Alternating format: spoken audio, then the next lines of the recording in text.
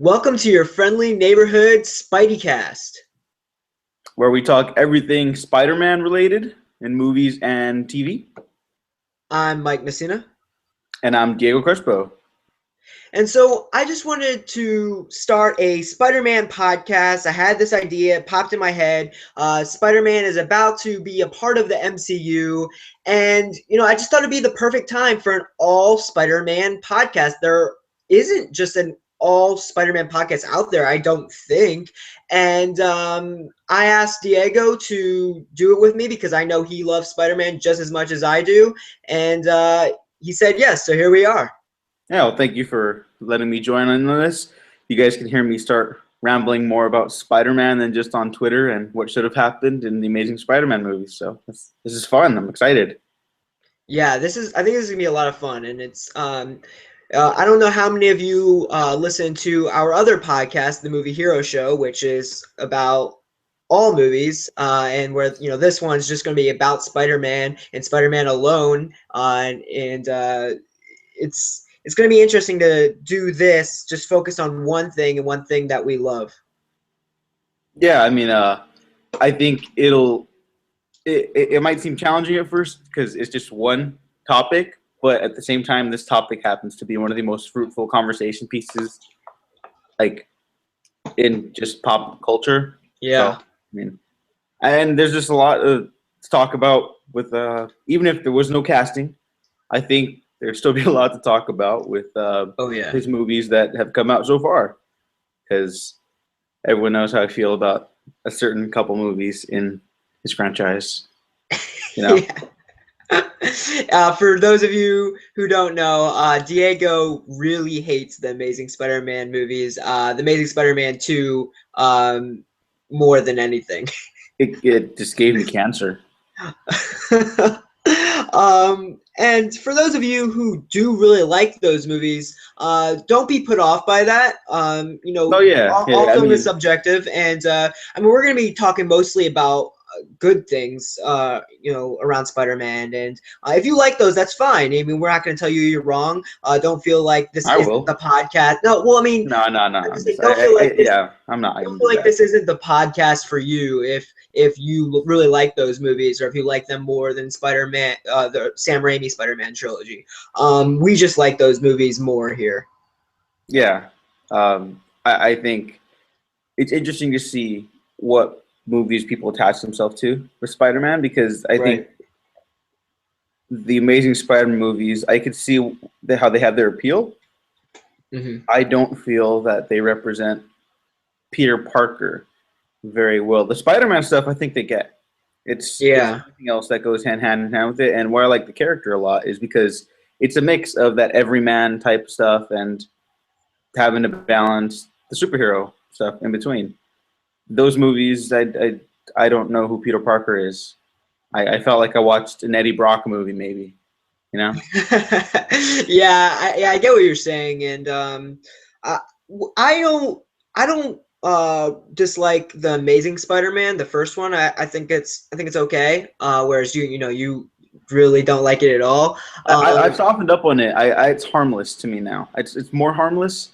I mean, he still breaks a promise to a dead man.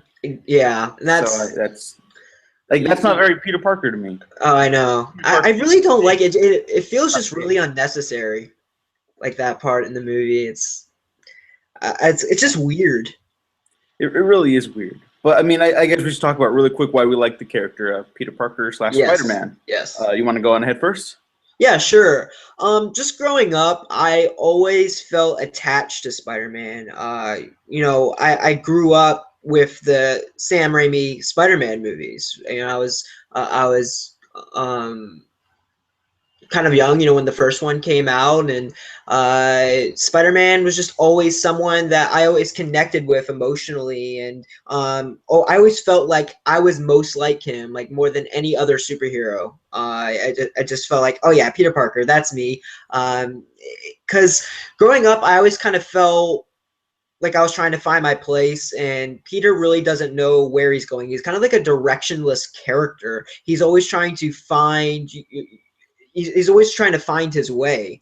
And even though he always means well, he sometimes might not even do the right thing, but that doesn't mean he's not trying to. And I mean, he's very much he's a great representation of I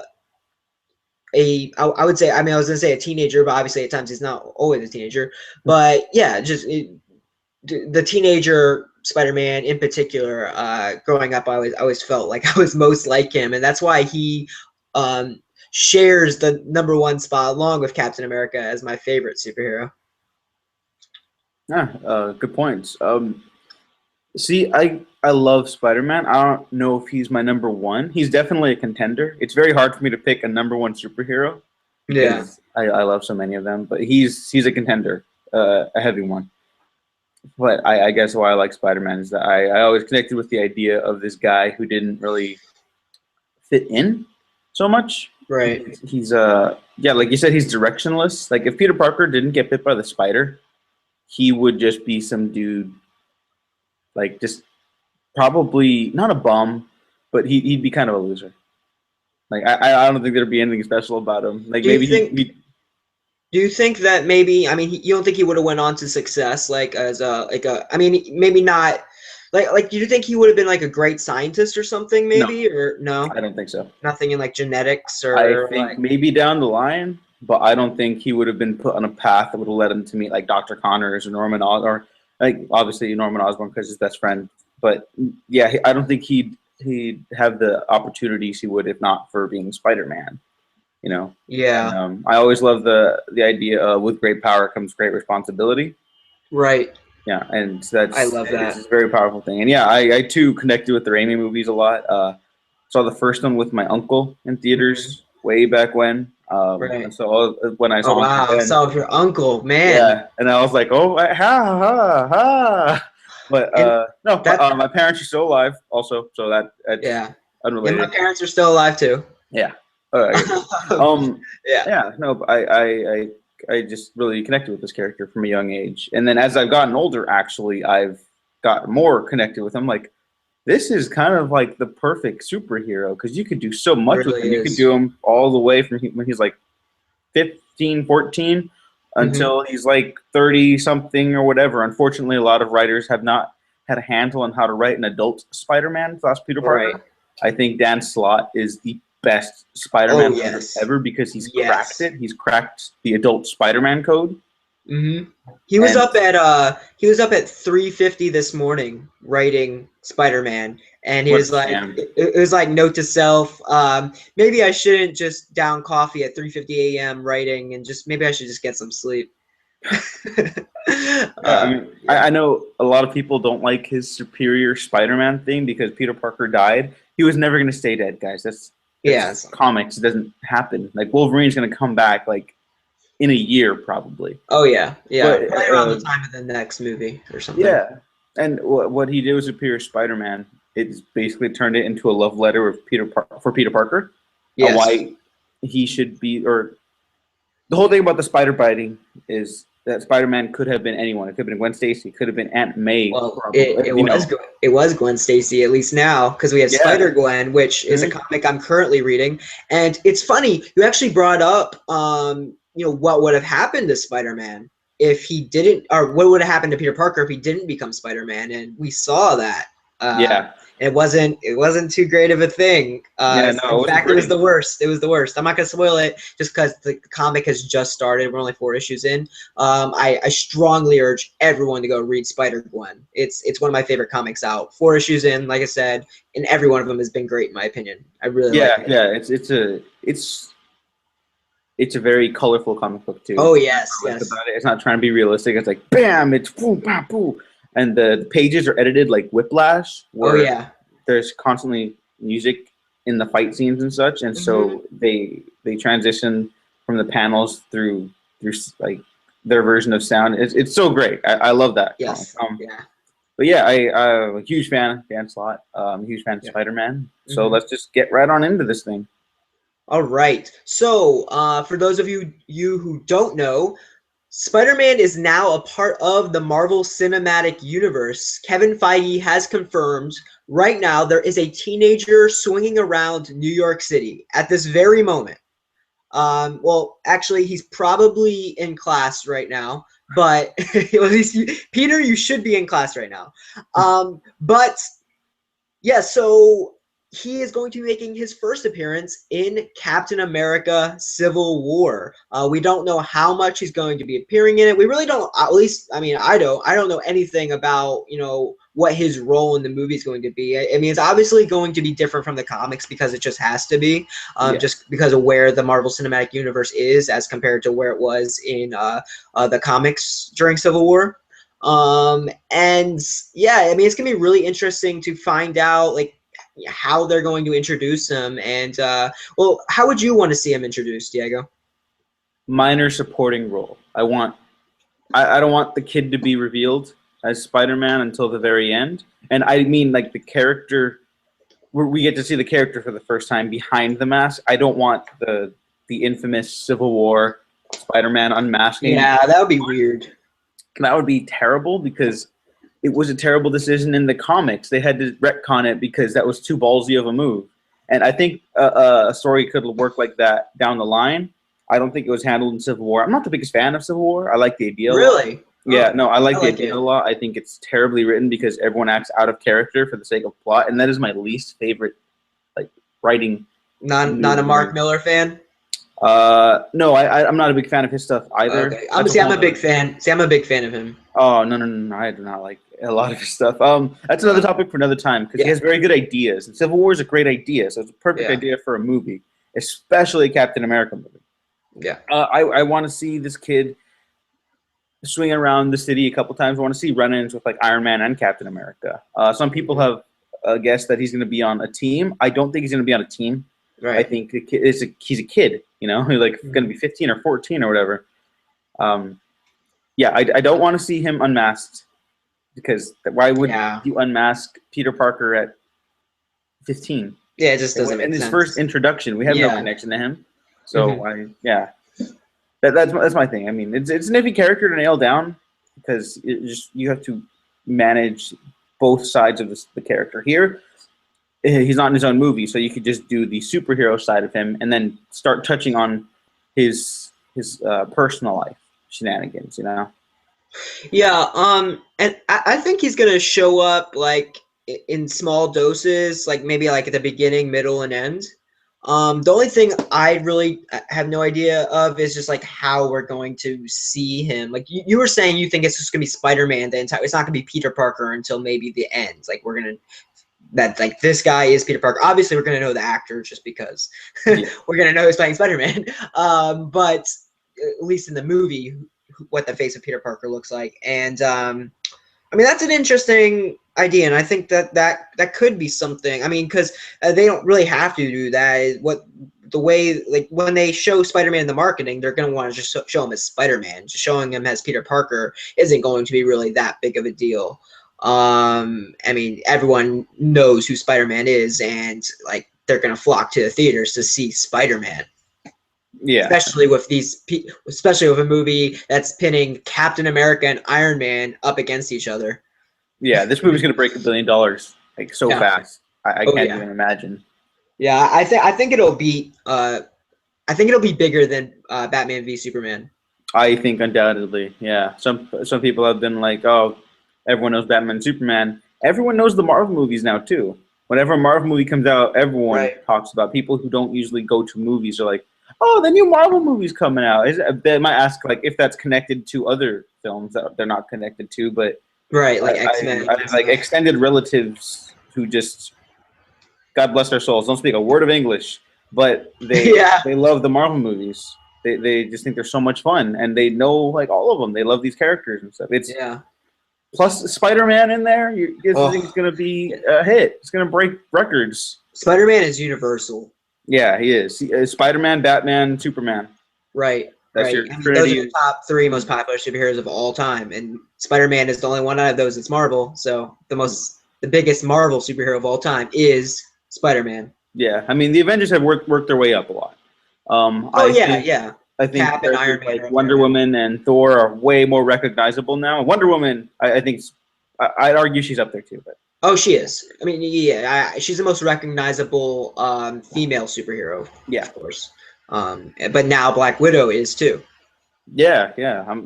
I never thought Black Widow would be as popular as any other mainstream superhero, which is great. Right.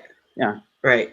But yeah, it's gonna be really exciting to see Spidey in the MCU. Just I don't even care how big his role is in Civil War. I'm just excited to see him interacting with these MCU characters. Like it's so exciting that he's finally there. He's finally going to be mixing it up with the Avengers, and I don't know. It's going to be really fun to see because he's going to be this teenager. Like it's been confirmed that he's going to be a teenager, and all these guys are late 20s, early 30s. I guess Tony's probably what 40. Tony's 40s. Yeah, every other Avenger is like Tony and Mark Ruffalo. Yeah, they're the oldest. Yeah. Bruce Banner is he's probably like 40, I don't know how old he is. He's younger than Robert Downey Jr., but everyone else is like early 30s. Early 30s, yeah. And and Jeremy Renner, Hawkeye, Bruce Banner. Yeah, we got some older Avengers, but that's all right. I mean, all different ages. I mean, anybody can be a superhero. Kill the elderly. Oh, no. But that's what I'm saying, though. That's why it's gonna be so cool to see this teenager. I mean, he's almost 20. He's like 25 years younger than some of these people. So that's gonna be really interesting to see. Especially with his humor. Mm-hmm. I have a feeling that they're gonna play that up in Civil War, his humor, because this movie might go. This movie's probably gonna be kind of. I mean, it's not gonna be dark, and Kevin Feige has recently come out saying it's never gonna go dark like the DC movies are trying to go. But I mean, there'll be obviously dark aspects just because it is a movie and it will go to certain places.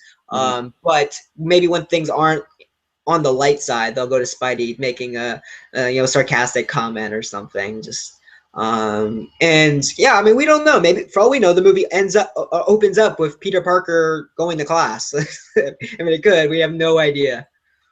Yeah, I do like that Spider-Man's a teenager here because we've seen him in high school a little bit in the movie. We haven't seen him in high school. A little bit, barely. Yeah, we've seen him get in a couple of fights, and that's about it. Basically, that's not high school. You don't just get in a fight and then you graduate. Yeah, that's basically what the Spider-Man movies have told us. You fight and graduate. Yeah, I mean, I love the Sam Raimi movies. I even like Spider-Man 3. Fucking come at me. See what you can do. But they needed to get the high school quality down. They got his life down to like a T. They got everything else down. Just the high school stuff, not so much. I mean, that's fine for what those movies are trying to do in the time that it came out in. But I'd like to see Peter struggle, trying to keep friends, trying to defeat bad guys, trying to. The reason why we all love the school. Yeah. You just got to balance everything, Yeah. I think that they're going to be able. Speaking of his friends and stuff, obviously we're gonna have Harry, and I think that we're going to be able to see both Mary Jane and Gwen Stacy at some point. I'd like to see the focus on Mary Jane if they were going to focus on one person, and he doesn't have to be in a relationship with either of them. But in the first Spider-Man movie, I'd like to see the focus be on MJ, just because I don't know, I just would make more sense to me, especially coming off of Gwen Stacy being the focus. I don't know, but he'll have other love interests, I'm sure, besides those two, like he has throughout all the comics, and it's gonna be really interesting, and seeing him battle relationships and battle friendships and battle his enemies. Yeah, I guarantee we don't see Gwen Stacy for the same reason. For the same reason we didn't see Mary Jane Watson in the Amazing Spider-Man movies. Well, Mary Jane Watson had the iconic upside down kiss, and she was pretty prevalent as the leading lady in the biggest superhero franchise for the time that the Spider-Man movies were out. Right. You don't touch that. So they didn't have Mary Jane until the second movie. Then they ended up cutting her for time, and definitely not because fanboys outraged on the internet. That's definitely not why they did that. I'm not saying they did. I'm just saying that's definitely not why. And then Gwen Stacy is unfortunately terribly written character in the new movies, I think. But Emma Stone is so ridiculously charming And the chemistry between her and Garfield, who Yeah, are they're no longer a couple, but were a couple during those movies. Yeah, and people saying there might be it doesn't matter, but they she was so good, especially in like the worst parts of the Amazing Spider-Man 2. I was like, I like I like these people so much. I don't like their characters, but I like these actors a lot. Please do better with them. Agreed. Yeah, when you Google search Gwen Stacy, Emma Stone's pictures are the first ones to come up. That's a hard recast to do only a couple years after. God knows that movie is not good, but I don't think we'll be seeing Gwen Stacy at least until the second installment of Spider-Man's franchise. Oh, okay. See, that's what I was wondering. I didn't know if you meant like we were just not going to see her at all, like in any of the upcoming Spider-Man movies. Oh, no. I think we got to, but I would like to see them tackle other Spider-Man love interests. Yeah, I agree. Or even like maybe he doesn't even need like a love interest in the first movie. You know, let's get to know him and his friends. Yeah. Or like, I think that he doesn't necessarily have to have a love interest, but maybe like Mary Jane walks by him a few times, like he tries talking to her at a locker really quick, and that's it. They don't have to go on a date, or they don't have to like actually get involved until later on. But I feel like you do kind of have to like at least show them. Yeah. No, and I want to see Mary Jane. Like the Sam Raimi Mary Jane is a mix of Mary Jane's personality and Gwen Stacy's. If you really look at it, I want to see the Mary Jane Watson who's very flirtatious, very outgoing, but also very kind and loving. What's your thoughts on Kirsten Dunst's Mary Jane? Did you like her? I did like her a lot. She gets some crap, and I liked her. I thought she was get a lot of crap. I was like, well, I mean, I go back and we both go back and watch those movies all the time, and I never like watch them and say, oh yeah, she wasn't good. But for some reason, people pick that out, and they're like, oh yeah, that was the one problem with those movies. I'm like, why? You know why, right? I actually don't know. Oh, maybe I do, and I just don't. Oh yeah, makes sense. Yeah. No, I just think stupid. I think women get a harder time. They do. It's very unfortunate. Pisses me off. Yeah. And just like you were talking about, you know, Shailene Woodley was going to be playing Mary Jane Watson in the Amazing Spider-Man 2, and all these fanboys, and I mean we're fanboys too, but we're smart fanboys who care about people. I don't attack people. Yeah, and everyone keep that in mind. You know, be nice to people. There's no point in spewing hate. I do want to say we haven't even gotten into who could possibly be playing Spider-Man, but since we're talking about MJ, and just to finish up that topic, is I really want to see Bella Thorne play MJ. I have no idea who that is, but I trust your judgment. Yeah, she fits the age. She's 17 years old. She easily play anyone between the ages of 15 and 20, I guess. If you know who Bella Thorne is, that's who I want to play her. I don't know what you would know her from. She was just recently in The Duff, and she was in that Adam Sandler movie last year, Blended. But she didn't look like anything like herself. Yeah, it's okay. But you look her up. Yeah, you may agree with me. She's a natural redhead. I think she would nail the role. But yeah, you want to get into Spider-Man casting reports and stuff? Yeah, let's do it, because I have strong feelings about this, because if they were going to cast Spider-Man who is moderately older, Logan Lerman is like the perfect Peter Parker, because he's kind of a cute kid, but he's not like dreamboaty like Andrew Garfield, who's role model-y, and like you don't believe that he's Peter Parker like guy. You know, God bless him, he's a great actor, he does fantastic, but yeah, not the best choice for Peter Parker, I think, even though he's a good actor. But Logan Lerman, what he did in Perks of Being a Wallflower is pretty much just Peter Parker. You know, he could do vulnerable very well. He could do. We were just talking about that too yesterday, about Perks of Being a Wallflower, and how we thought that the things that he goes through in that movie could be similar to something Peter Parker goes through in Spider-Man. Yeah, I mean that's such a perfect fit for me that I am a little disappointed that that's not happening. But I mean, hey, you don't know. We're gonna talk about the short list that came out, but hey, nothing's official yet. Nothing's official. We don't know. But I guess it does seem like he is a little bit too old to. They're looking at 15 and 16-year-olds. I think his chances are done. Well, they're looking at 18 and 19-year-olds too. So, and people Yeah. that just look the age. And I don't know. I guess I wouldn't buy Lerman as 15, maybe No. 17, maybe 17. Yeah, but I Um, mean, yeah. I don't see him. We had Andrew Garfield and Tobey Maguire who were like 30 years old playing 18-year-olds. But Yeah, yeah, they're but trying to get they more. weren't thinking about the long term. They were They like weren't. movies now. But yeah, so a few weeks ago, I think it was The Wrap that dropped a short list for Spider-Man. And these are the actors' names who they dropped. They dropped Nat Wolff.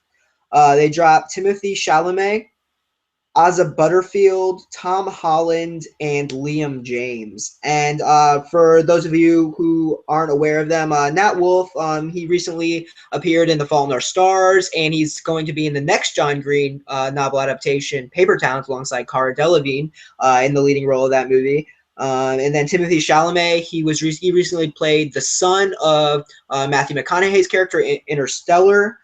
He was also in the mix for Cyclops in X-Men Days of Future Past before Ty Sheridan actually got the role. So this guy is in the mix for all That kid, I don't think should be Peter Parker. Okay. He reminds me too much of Andrew Garfield, to be honest. He's a good actor. I remember him in Homeland. He's good. Yeah. I think he's wrong for the role. I think it's Butterfield's all the way. And that's who I was going to bring up next, Asa Butterfield, who you, I'm sure, know from, Hugo. He's worked with Martin Scorsese. That's an awesome thing for, an actor to have on his resume. And he also was the lead in Ender's Game, which, the opinions on it are split down the middle, but I thought he did a good job in the movie, a good job at leading it. Definitely capable of leading a franchise, I think. Then you have Tom Holland, who is starring in Ron Howard's upcoming In the Heart of the Sea, along with Chris Hemsworth. And he was also had the lead role in The Impossible. And yeah, I mean, I think that he would be capable of being our new Peter Parker. And then finally is Liam James, who was the lead in The Way Back, an indie film from a few years ago. And that was one of my favorite films of 2013, actually. So I don't know. I could see any of these guys really as Peter Parker. It seems as time has gone on that a few trades and a few different people seem to think that it's going to be narrowed down to Asa Butterfield and Tom Holland. But like that's not official. It could be anyone. It could be none of those guys. Yeah, because I think it was for Doctor Strange. Marvel had like this casting lineup, and everyone was like, "Oh, who are they gonna pick?" And then the rumor was Benedict Cumberbatch, and then the rumor came out that like Joaquin Phoenix was the number one. Everyone was like, "Whoa, what? That's genius!" But I didn't expect that whatsoever. Right. So they might do that here again. I mean, for me, I had this idea in my head that was never gonna fly ever. What was that? You gender swap Peter Parker to Patricia Parker, and you cast Amandla Steinberg from the Hunger Games movies. Rue? She's a very good actress. She's very talented, and she is age appropriate. So that was my pick, but that was never going to happen. Spider Woman. We could just do Spider. Why wouldn't we just do Spider Woman? Who I want to see very much. It won't happen. I think we'll eventually see Spider Woman. Hopefully. Maybe down the line. Not your idea. Not that popular. But, yeah, I guess. I don't know, but. I'd like that. I just really like to see this, Spidey's world built up and done right, with Black Cat and Spider Woman and just all these great characters. I mean, he has a lot of amazing characters to work with. Yeah, I mean, I think he's a character more fit for TV than movies, to be honest. Because I think all street level heroes should be on TV. Because there's so much, the day-to-day stuff is what makes those characters special. Characters like Iron Man and Captain America, they don't have day-to-day stuff. They have the big global events. And the day-to-day stuff we just don't see, I guess. Yeah, I mean, they have it. It's just, it's not as interesting. Nothing about their lives is day-to-day. Paperwork and at S.H.I.E.L.D. or not anymore, but and like Tony trying to do some experiment that just doesn't work or takes forever and arguing with Pepper. But yeah, I don't know. I've said before to you just in our conversations that I agree with you, but I also disagree with you just because I want Spider-Man's Spider-Man to have movies. I just want Spider-Man movies, that big spectacle. But I mean, I agree. Yeah, like Daredevil, street level hero, and it works fantastic. One of the best things Marvel has done so far. I mean, it's absolutely phenomenal. And yeah, I think Spider-Man could work. And I look forward to hopefully seeing Spider-Man on the Daredevil TV series because it just makes sense. And we he's got to appear on there. We got to see Spider-Man and Daredevil versus Shocker, who is working for Kingpin. Because Shocker is someone who works for Kingpin. I was talking to you last night about Shocker. Yeah. I don't want to see that, but I think for movies you got to tie in stuff more to the criminal element. I like Shocker as a struggling career criminal who just can't break out from that subpar D-list villain level. Yeah, I like that Shocker a lot. Like the current or the run that just ended for Superior Foes of Spider-Man, excellent comic run. 17 issues, very entertaining. It's sort of like a Dirty Dozen type. I mean, it's a Sinister Six. Or we could see like the Enforcers against Spidey too. Like that could be something eventually. Yeah. I'd like to see the Enforcers like as prototypes for the official Sinister Six. You know. But yeah, I'm just trying to picture. You know, back to like the casting. I'm just trying to picture like whose face it is going to be like up against these people. Like who is going to be the new face of Peter Parker? I really do think it's Asa Butterfield. I have a strong and. Have you this might be just something I don't know. I for those of you who don't know, I report movie news, and so I'm always looking, for pictures, for the tops of my articles of people, and I've reported on Asa Butterfield numerous times now. And whenever I'm like looking for a picture, I can't find like a recent picture of him, and everyone keeps like using the same Comic-Con picture from I think last year. And this guy hasn't had like a picture taken of him in like the last year. I don't know, because you notice there is a difference between like last year and like then there's all these pictures people will use from like 3 or 4 years ago, and he looks so much younger, and people will base their opinion off of him, like this guy looks really young. Like no, that picture's from like 4 years ago. That was like when he was like in Hugo. No, he looks older. Yeah, he could definitely play a high school Peter Parker. But yeah, I mean that's all we really know for now. Maybe within the next few days, it's thought that we're gonna find out who is playing him before Memorial Day. So yeah. Let's move on to director, who we could see as the possible director of this movie. I mean, it's been rumored that it'll be Drew Goddard. And I'm speaking of the first Spider-Man movie, which we don't know what it's titled yet. It could be The Spectacular Spider-Man. It could just be called Spider-Man. It could be called Spider-Man: The New Avenger. A new rumor from El Mayembe. That's the title.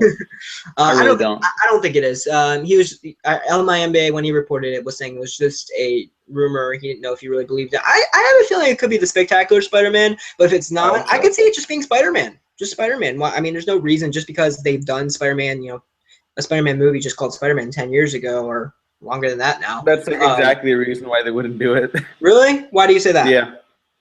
Because the title's already there. Yeah, I guess. Marvel wants to differentiate themselves. Yeah, that's true. So, but yeah, would you like to see Drew Goddard direct it, or who else would you like to see jump in? Oh, Drew Goddard would have been a perfect fit. I'm really bummed that he's not in the lineup for directors. I don't know what happened. But he's still kind of like, there's still been talks. I mean, it's not like confirmed he's not going to. That's true. There's always a possibility. I just don't think he's going to anymore.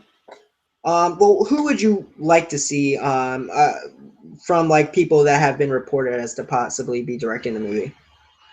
Jonathan Levine. 50-50 director. 50-50. And for people who haven't seen, it's a little movie called The Whackness that he did. He gets he gets them so well. And he gets emotion more than anything. And that's something I think was missing from the last couple Spider-Man movies. And then the third one from Sam Raimi's trilogy had too much emotion. It's like, what the fuck? What am I watching at points, So we need someone who gets like the baseline sentimentality of the characters and understands how people actually act in situations. Agreed. So, that would be cool. And 50-50 is great. So definite yes for Jonathan Levine. I think if he doesn't get it, I'm going to be a little sad. I'll read off like the other people who were mentioned along with Jonathan Levine in the recent shortlist. It was Jonathan Levine, who obviously from 50-50. We got Ted Melfi, who's the writer-director of Saint Vincent last year. The movie came out last year with Bill Murray. We got Jason Moore, who directed Pitch Perfect, which would be kind of interesting. I liked Pitch Yeah, Perfect. I'd be game for that. Pitch Perfect's a fun-ass movie. We have, let's see, John Francis Daly and Jonathan M. Goldstein, the directors of the upcoming Vacation movie, which we don't know how it is, but the first trailer looked really funny. Have they done anything else? Because I'm not familiar with these guys. Well, John Francis Daly was like the lead of Freaks and Geeks back in the day. You know, the Freaks and Geeks, the TV show. He's directing a Vacation movie? Yeah. Oh, that makes me happy. He's co-directing it with Jonathan M. Goldstein.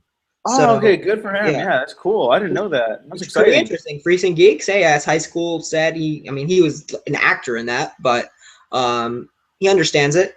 That'd be cool. I think this Vacation movie looks really funny to be honest. I haven't even seen the trailer. Oh, dude, check it out. It's a Red Band trailer. It's hilarious, I think. And then finally we have Jared Hess, who directed Napoleon Dynamite, which I never would have thought about that, but hey, okay. No, I'm going to say no. I really like Napoleon Dynamite. I get why it's not a good movie. It's Vote for Peter. No, see, that's what I'm worried about. Yeah, that would definitely be a hashtag on Twitter if he became if he became the director. I think we're in agreement though that the one person out of all these that we would like to see among others would be Jonathan Levine. Yeah, undoubtedly. Yeah, he just seems like the best fit, and and just like we said with the actors, doesn't necessarily mean that these are the only people that could possibly direct. I still think there's a good chance Drew Goddard could swoop in there and take it. It depends. You know, he still has Daredevil he's working on. No, he's not on Daredevil anymore, remember? Oh, that's right. He hasn't been on since like episode 2. That's right. Yeah. I don't know why I was thinking of that. He still gets story credit. He was getting like story credit, right? Yeah, he gets like creative credit too. Yeah. Okay, that's right. That's a shame, but I think that's why he's not going to be making the Spider-Man movie. Well, because he was attached to do the Sinister Six movie, and you know that probably isn't happening now, at least for a while. So I don't want a Sinister Six movie, at least not traditional like villain. Yeah, stuff. I think we could see them just in a Spider-Man movie. It doesn't have to be a Sinister Six movie. Let's follow the bad guys, just like especially coming off after Suicide Squad, and it'll just feel like, oh hey, don't forget about us. No, I'd love a comedy version of that. I mean, like I was saying earlier, the superior foes of Spider-Man is just following the new Sinister Six, and there's only 5 of them, and they're just like the worst. They suck, and it's got Shocker in there, the new Beetle, Speed Demon, and who else? Such good villains that are so underrated. Yeah. I mean, I don't think they're good villains, but that's the point. They're good characters. They suck. Well, okay. Their jobs, Mm-hmm. And it's such a fun series, and I would love to see. It's perfect for a movie. You can just compact that into a nice little 2-hour movie, of espionage and heists and crime, criminals trying to one up the other constantly. Like it's if they don't do that, they screwed up. Yeah, pretty much. So yeah, let's move on to another movie which we know the directors of, and that is the upcoming animated Spider-Man movie that Sony is doing, and Phil Lord and Chris Miller are going to be directing it. The directors behind the Lego movie, the 21 Jump Street movies, 21 Jump Street and 22 Jump Street. You have Cloudy with a Chance of Meatballs movies. The guys behind The Last Man on Earth, one of the funniest shows I've seen in a long time. These guys don't know how to make bad stuff. They are so. They're so brilliant. These guys just understand how to make movies, and them being behind an animated Spider-Man movie is something I can get into. Yeah, for sure. Yeah, this is the happiest I've ever been about Spider-Man ever, and it hasn't even come out yet. If it doesn't happen, I'm going to be heartbroken. If it doesn't happen? Oh, no, it's happening. Yeah, the Lego Movie was my favorite movie of last year. I think it's a brilliant deconstruction of the hero's journey type thing, and they happen to do these projects that are not original, but they put original ideas in them, and they really get to the core of what makes them all special. Like Cloudy with a Chance of Meatballs is one of the most inventive animated movies I've ever seen. Who the fuck thought you could do so much with Cloudy with a Chance of Meatballs? Yeah. You know? Yeah, I mean, these guys they're brilliant. Like I said, they know how to make things work. They have this magic. I don't know. I don't. It's not. You know what? I mean, it's not magic. They work really hard, obviously, and they they want to just perfect everything. And I really, I just really love everything that they've done. Yeah. And I'm really looking forward to this movie. And it doesn't come out till 2018. Yeah, so I gotta wait a little bit, and I'm bummed that it's not going to tie into everything else. But at the same time, that's fine because I want them to have as much creative freedom as possible. That was the original thought, though. That was really weird because it was announced by Tom Rothman at CinemaCon, and the way he announced it was it would be in continuity with the MCU. And then the press release came out and it retconned that, and it was like, wait, no. This is totally separate. It's just gonna coexist, and it's gonna be totally something, different. Oh, Tom Rothman. Yeah, what a better public speaker. Yeah, that was just a mess. Oh yeah, yes, totally agreed. But yeah, that comes out on July 20th, 2018. It's still a ways away, but something to look forward to. I mean, years are going by quick. I feel like the older I get, the years are going by quicker and quicker. So it'll be all right, Mm-hmm. And who knows, what that'll even be like. You know what I mean? I imagine very colorful, like the Lego Movie. Yeah. And the action's gonna be it's gonna be stuff we haven't seen before. It'd be interesting to see who they get to voice in there. Like, could they get someone like Channing Tatum to be the voice of Peter Parker? No, they could. You get Jonah Dreambody. Who? To Dreambody. Oh, yeah. I mean, I don't know. It's a voice though, so I mean, Channing Tatum continues to surprise. Yeah, you gotta. It's not even really surprised anymore. He's just a great actor. Yeah, but he ain't no Peter Parker. Yeah, I think just get Asa Butterfield. But then I feel like they wouldn't do that just because they're two totally separate continuity thing. Yeah. But I mean, before that, we get our first Spider-Man movie. The first standalone Spider-Man movie is going to be on July 28th, 2017. So only in 2 years. In 2 years, we're going to have a Spider-Man movie, and in less than a year, we're going to be seeing Spider-Man show up in Captain America: Civil War, and I can't wait. Yeah, me neither. There's a lot to talk about up until that point, so that's what we will be doing here on the SpideyCast. Stories we like to see in the future, characters we want to see pop up, villains, comic lines, other crossovers with Spider-Man. Like the opportunities are endless with this character. I think that's why he endures. All right, so Diego, do you want to tell everyone where they can find you? Yeah, you can get me at the Waffle Press on Twitter. Of course, like and subscribe to the YouTube channel where this is located, and then also at audienceseverywhere.net. You can find a lot of my movies reviews there and Spider-Man rants. I actually wrote a piece. One of my first pieces was on why Spider-Man deserves like a dozen movies and a 2-part finale, because he's basically just a young adult novel, which is not a negative. It's just there's a lot to do with that world. So for sure. Oh, and then at Dago Waffles on Twitter. All the links down below. Yeah, and you guys can follow me on Twitter at Mike the Film Guy. You can find all of my movie news at schmozno.com and MikeTheFilmGuy.com. And like I said, we have another podcast called The Movie Hero Show. If you want to listen to us a little bit more, go on over and subscribe to that channel and rate and review. And don't forget to subscribe to this if you really like this first episode. That'd be awesome. Give us a rate and review and share it with everyone who loves Spider-Man. Yeah, do that definitely. So we can all cry about how bad the last movies were. We have a great future ahead, I think. So it'll be okay. I think so too. Yeah. Oh fuck. I I had a thing. I had a whole little bit planned. You know, That's a little fine. That's bit. fine. You know, a little bit. Okay, it'll be okay. It'll be just think of it next time. All right. So I think that was a great first episode. Thanks for joining us for your friendly neighborhood SpideyCast. Yeah, face it, Tigers. You hit the jackpot.